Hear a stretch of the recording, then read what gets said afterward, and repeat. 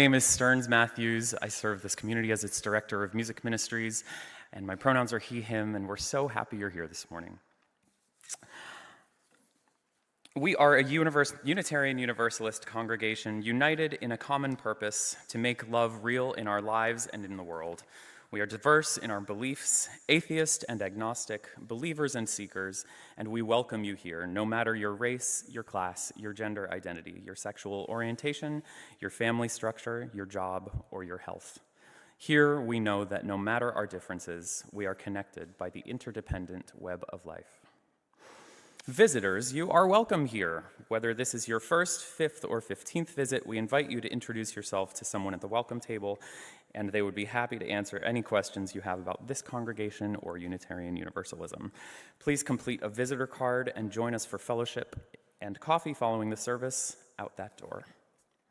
As we work to widen access in our community, please note that there are large print hymnals and orders of service available at the front of the sanctuary here at the welcome table, and listening assisted devices can be picked up from the sound desk. We have an elevator for those who need assistance going up and down.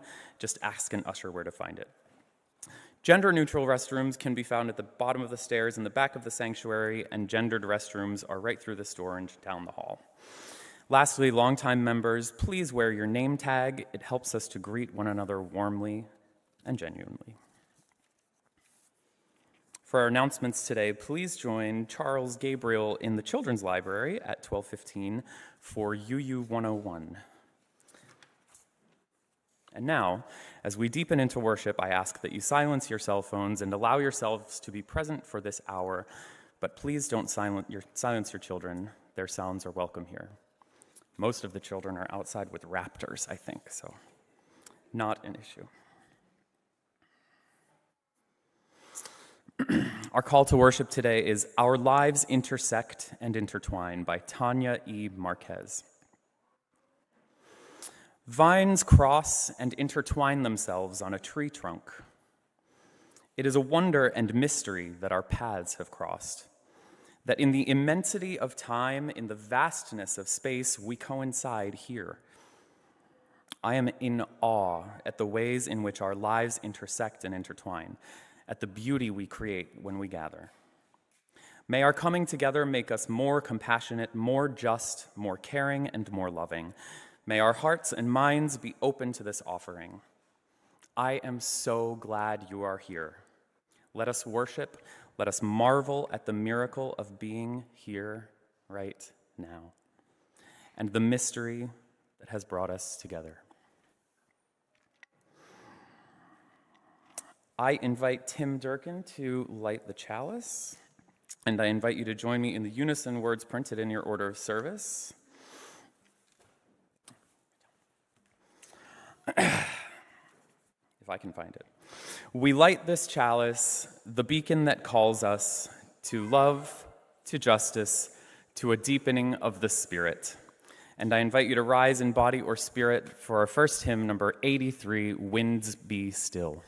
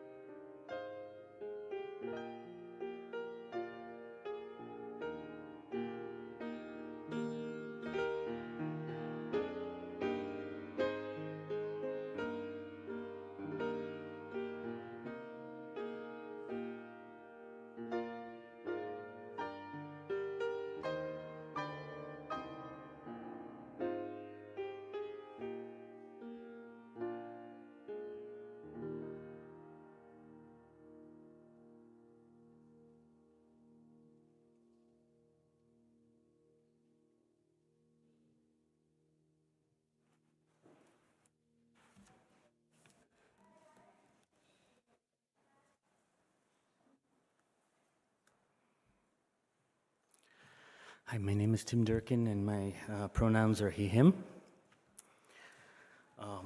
I was raised Catholic in Brazil, and church to me at the time was little more than a nuisance.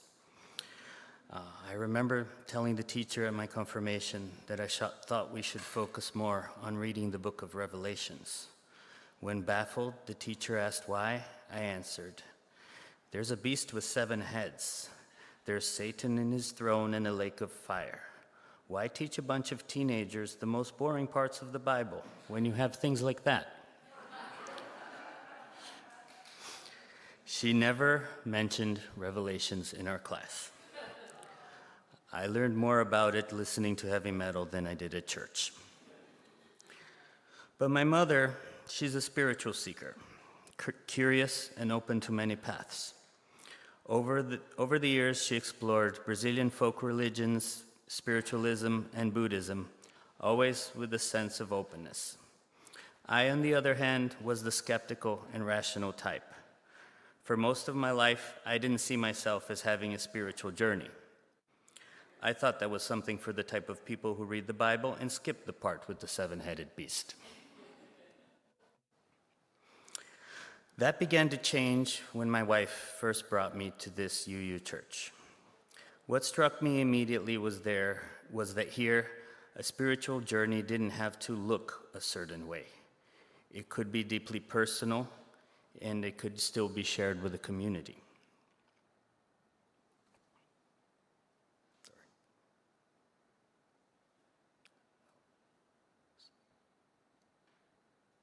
I lost my place, I'm sorry.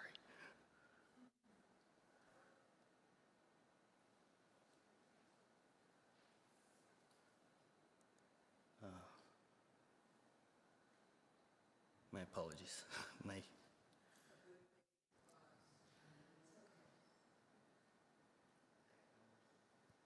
Yes. I discovered that my questions, my curiosity, and even my doubts, they had a place here. And that a sense of belonging, not in spite of my questioning, but because of it, that was the transformative part. Years ago, I brought my mother to come here to this church with me. She, of course, loved it, and today she's helping to start the first Unitarian society in Brazil. This church has also been a place where I've shared my own searching with my friends. My friend Daniel and I have spent hours talking about technology, about mindfulness, cosmology, culture, anything that fascinated us. What made those conversations special was that we could say things we knew most people might brush off, but instead we encouraged each other to explore further. If any subject has a 7-headed beast from hell, I can trust him to not shy away from it. He's more likely to feed it, ride it, or invite it to dance. Naturally, I told him about this community, and today Daniel is a member too. Welcome, dear friend.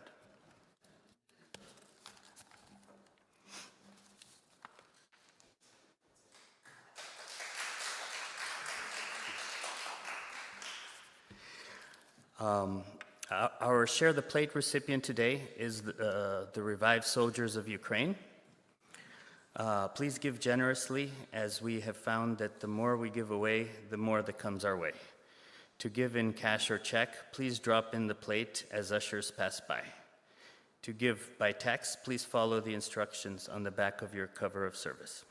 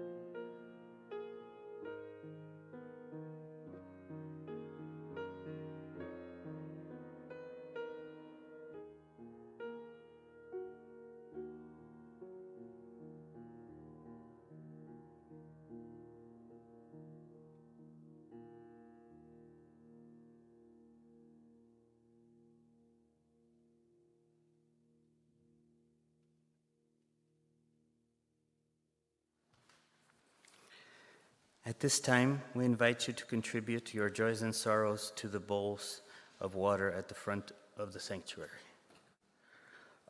Choose a smooth stone or a pebble and place it in the water to absorb your pain or ripple out with joy. Sterns will play as we process.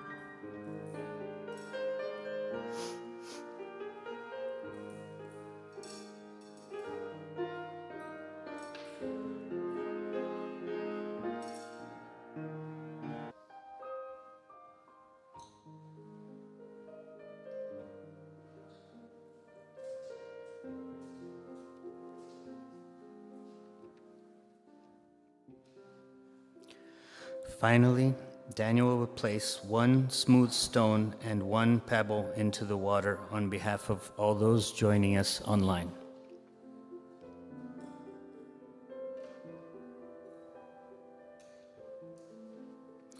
Please remain seated and join in singing hymn number 123 in the hardback hymnal Spirit of Life, after which we will share in a moment of silence.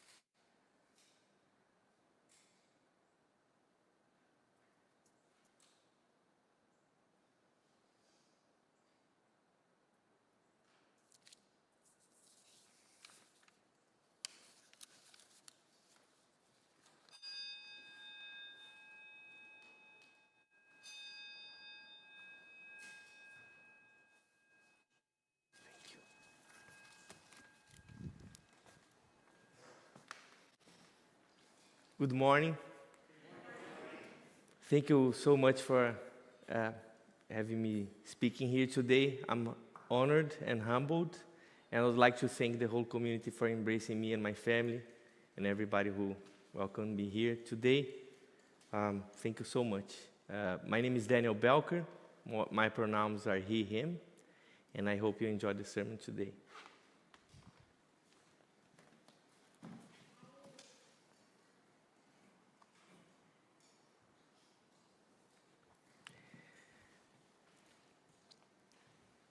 The most beautiful and profound emotion we can experience is the sensation of the mystical.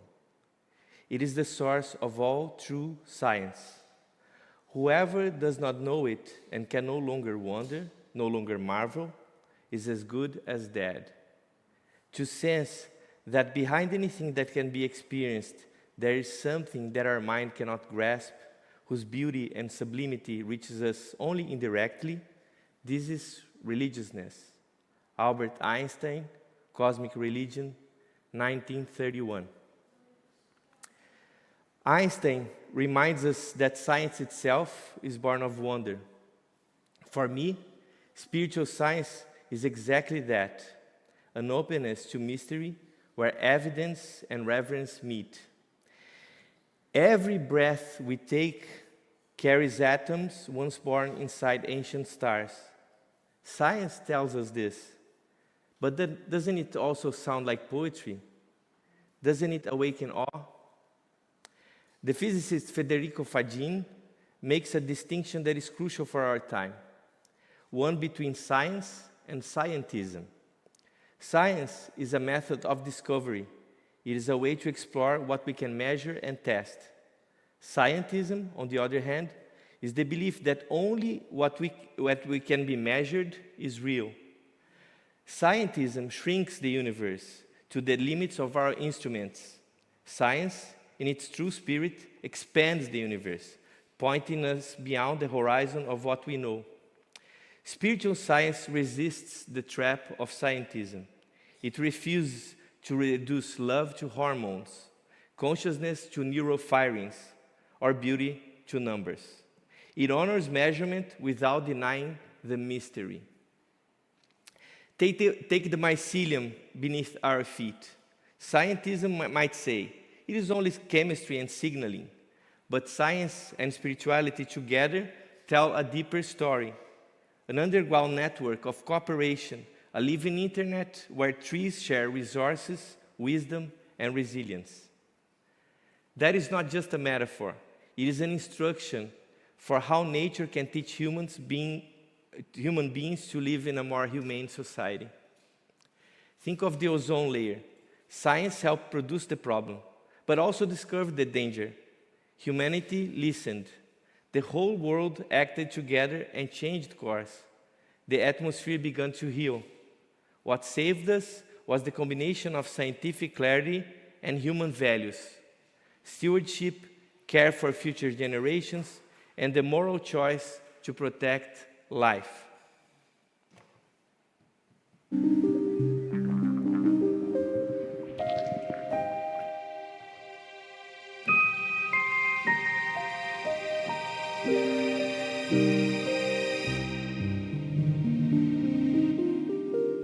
There is also music.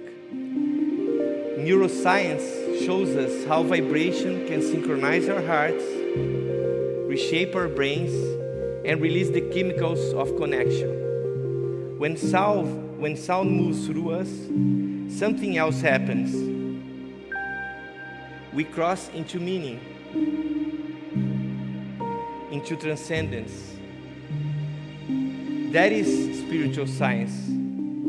Measurable waves giving rise to immeasurable belonging. We live in an age of breathtaking technology and at the same time of profound disorientation. The misleading belief that data alone can tell us what it means to be human is becoming background assumption, seeping into our subconscious. The notion that our emotions, not being measurable, have somewhat less value, that what makes us humans is somewhat less important, is leaking into our minds and contaminating younger generations. Spiritual science resists this reduction. It calls us to hold the clarity of science and the depth of spirit together. The light of knowledge hand in hand with the shadows of mysticism. It invites us to refuse despair by remembering that facts without values are blind and deceiving, that statistics without a moral compass is just lying through numbers. So I suggest to you, pay attention to the everyday wonders of nature, the intelligence of plants and animals, how everything has some sort of built-in intelligence. Upon realizing in the speedy moments of our everyday lives, let's pause for a moment, breathe, and let the awe sink in. May we keep our minds curious, our hearts open, and our hands busy. Builders of a future where knowledge and love walk side by side, and where science does not attempt to replace spirit with data and empty materialism, but serves consciousness instead as a tool for our evolution and our improvement as a species.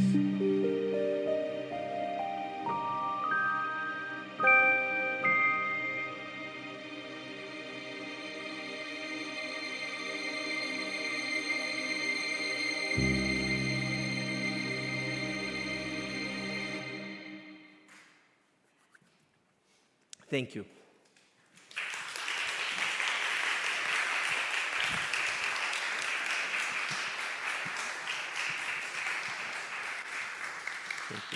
Please rise in body or spirit for our closing hymn, number 1007, There's a River Flowin' in My Soul.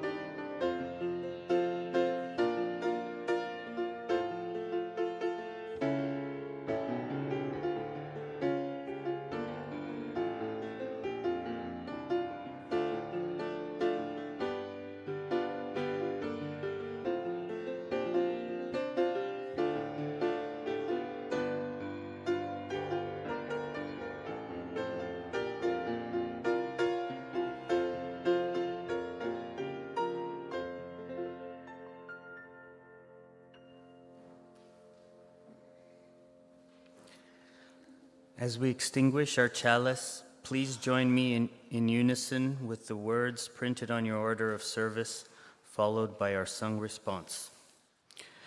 We extinguish this chalice, but the flame remains in us as we live into the mission of this congregation, beloved community with compassion, service, and empowerment.